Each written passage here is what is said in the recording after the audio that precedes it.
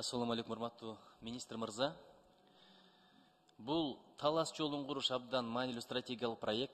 Муну колдойбуз. Талас жолу курулса, бул кыргыз экономикасына ачылган дагы бир алтын дарбаза болуп калат. Ошо эч кандай суроом жок бул боюнча. Сизге башка суроо. Билесиз, биздин таксичилер кире кылып, ошон менен жан баккандар толтура. Кытайда билесиз, өздөрүн кызматтап, өздөрүн баккандарга мамлекет колдон келиши жардам берет, жеңилдиктерди берет да.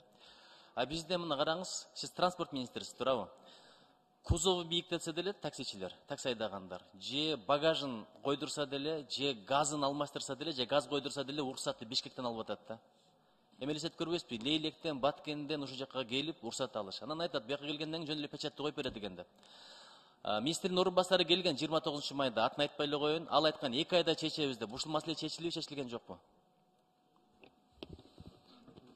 Саламатсызбы. Бул маселе мен ошондо да айткам. Сиз эмес, башка министр орун басары келген? Анткени себеби бул бизге карабайт. Жана сиз айтып кеткендей, техникалык регламент боюнча автотранспорттун өзгөртүүлөр кире турган болчу болсо, жана Минэкономиканын алдындагы жанагы центр стандартизациядан аккредитация өтөт. Ошол өткөн гана борборлор уруксат беришет. Өзүңүз айтып кеткендей, ошол маалда Бишкекте гана бар болчу, андай борбор. Бизге болсо биз кайрылганбыз Минэкономго. Азыркы мезгилде Оштанан Таласта ачылды деп айтышты. Ошол жерден беришет. Анан сиздердин кайрылуңуздар боюнча министрлик дагы расмий түрдө ошол экономика министрлигине кайрылган, жерлерди ачуу боюнча биз сизди толук колдойбуз. Бул өзгөртүүлөрдү кирүү үчүн жерлерде ошо диагностикалык борборлор көбөйсө элге жеңилдиктер болот. Азыркы мезгилде ачылып атат. Ош, Талас, буга да Кудайга шүгүр, бирок Оштон Лейлекке чейин деле бир 500 километрдей аралыкта. Ошон үчүн Баткен, Нарын жок дегенде облустун борборунда кылсаңыздар, элге журтка жакшы болмок.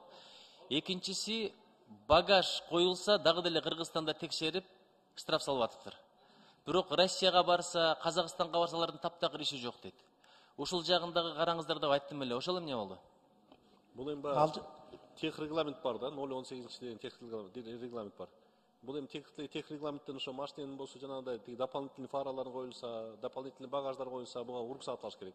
Уруксат болсо неме гаилерден алып туруш керек эле. Уруксаты жок болсо проблема жокпу же уруксат берилбейби буга багаж койгонго? Ушуну тактаңыздарчы, себеби дагы деле штраф салып атат, дагы деле тосуп атат деп атышат да, бизге кайрылып атышат. Мен буга мурун тех регламентти окуп чыккам, азыр бул боюнча маалыматты мен тактап туруп сизге айтып коеюн. Тактап туруп, урматтуу министр мырза, өзүңүз келип калдыңыз. Сиз мындай көп эле маселелерди айтып атабыз, мындай чечип коюп атасыз да, бир караңызчы, канча адамдардын сообуна кылат элеңиз. Жыргагандан жылкычы болуп туруп, алар деле багажды жыргагандан койгон жок да, бир тиричилик кылалы деп атат да. Ушул жагын карап көрсөңүз. Бул экинчи маселе. Үчүнчү маселе, Алайкы жолу кантип атат? Алайкы жолу президент жана курултайда да айтты эле, бул жолду курдурабыз деп. Ал жакта да эл жашайт, Кытай менен чек ара, ушул багытта министр болуп атат. Жана бул жана немеде 7,2 километр. Бул эми жана 7,2 километр. Жана Сүйүн Абдуллаевич менен да сүйлөштүк, ал немеден бул аябай чоң маанилүү жол негизи эле тиги көптөгөн кишилер деп. Буюрса келерки жылга да бир көбүрөөк километр киргизип туруп, дагы ошо көбүрөөк иш жасайбыз. Эми ал билесиз, абдан чек арадагы айыл болуп саналат. Ал жакта бир нече айылдар бар, бирок эл аз, тупик, ошого мындай кызыкчылык болбошу мүмкүн да. Мен Акылбек Үсөнбекович келгенде 2-3 жолу айткамын. Ал айткан, вертолет сатып алабыз, ошондон кийин чогуу учуп барып көрүп келебиз деп.